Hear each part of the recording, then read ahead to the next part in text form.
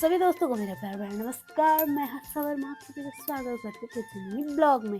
तो ब्लॉग की शुरुआत आज नवरात्रि स्पेशल के साथ। आज था नवरात्रि पूजन का उद्यापन आफ्टर 9 डेज। तो आज सारी कन्याएं आ चुकी थी, सारी सज धज के। आज कन्याओं की काफ़ी डिमांड है, हर कोई उन्हें लेने आ रहे थे, तो हमने सोचा क्यों ना फटाफट हम पहले कर लें। तो सभी कन्याओं को हमने बुला लिया था। देखिए 9 कन्याएं, छोटी छोटी सी प्यारी प्यारी सी कन्याएं यहाँ पे आ चुकी थी। और उसके बाद सारी कन्याएं अपनी ड्रेस दिखा रही थी। आज देखिए कितने सुंदर लग रहे हैं। बचपन में हमें भी काफ़ी शौक होता था कन्या बनने का, नए नए कपड़े पहनने का, तो आज वो बचपन फिर से याद आ गई। तो देखिए कितने सुंदर लग रहे हैं। तो उसके बाद कन्या पूजन की हो गई थी तैयारी, पैर धोने के साथ। हर कोई, आप लोग भी यही करते होंगे। तो इसी के साथ कन्या पूजन की क्रिया आगे को करी जा रही थी। और देखिए कन्याएं कितनी खुश लग रही हैं, काफ़ी खुश थी। सबको शौक होता है। तो साल में 2 बार ऐसे दिन होते हैं, 2 बार ऐसा समय आता है जहाँ पर लड़कियों की वैल्यू काफ़ी बढ़ जाती है।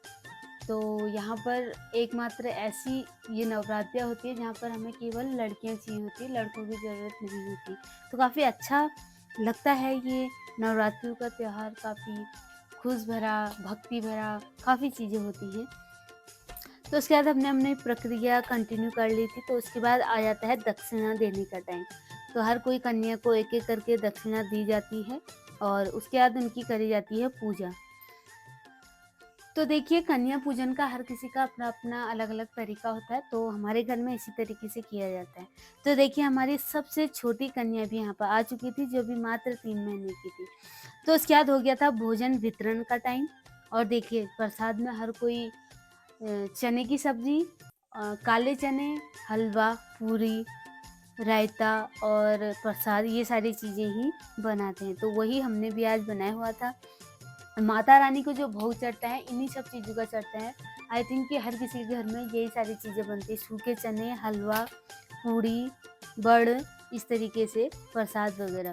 तो ये देखिए सारी कन्याएं अपना भोजन ग्रहण करने लग गई थी, एक एक करके। ये देखिए, और आज का दिन तो ऐसा होता है कन्याओं के लिए, वो स्टार्टिंग के 1 या 2 घर में अच्छे से खाते हैं, देन उसके बाद अलग घरों में तो खा ही नहीं पाते, क्योंकि उनका पेट इतना फुल हो जाता है। तो उसके बाद अब कन्या उद्यापन हो चुका था कन्याओं का, और उनकी अभी हो रही थी यहाँ पर जाने की तैयारी।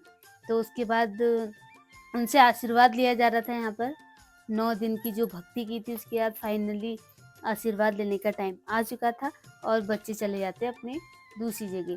तो उसके बाद हम भी चले जाते हैं फिर से खेत की ओर, अपना फिर से कंटिन्यू कर लेते हैं काम को। और आज फिर से हमें जाना था झला। तो दिन का समय था, फिर हम चले गए थे। और यहाँ पर देखिए हम गाड़ी का वेट कर रहे हैं। और उसके बाद हम पहुँच जाते हैं झला। और यहाँ देखिए ये एरिया है जहाँ पर झला में भट बोए जाते हैं। सारा एरिया, इसे बगड़ बोलते हैं हम लोग, और यहाँ सारा भट ही बोए जाते हैं। तो देखिए चारों तरफ भट ही भट हैं सारे खेतों में। लेकिन ये भट के किनारे पे हमारे धान के भी खेत है, तो हम वहाँ जा रहे थे धान काटने। और ये देखिए हमारे खेत के यहाँ पर नदी है। तो ये रहा हमारा धान का खेत, जहाँ पर इस बार बिल्कुल बेकार धान हुए थे। और बारी काफ़ी अच्छे धान होते थे, लेकिन इस बार यहाँ की फसल भी अच्छी नहीं हुई थी। कुछ चूहों ने कतर दी थी, कुछ यहाँ पर पानी नहीं हुआ, उसकी वजह से हो गया था। तो उसके बाद हम धान काट रहे थे, तो देखिए विधि और पूजू लोग भी यहाँ आ गए थे देखने के लिए हमारे खेतों का हाल। और इस बार बारिश में नदी इतनी आई थी कि इस बार हमारे आधे खेत बह चुके थे।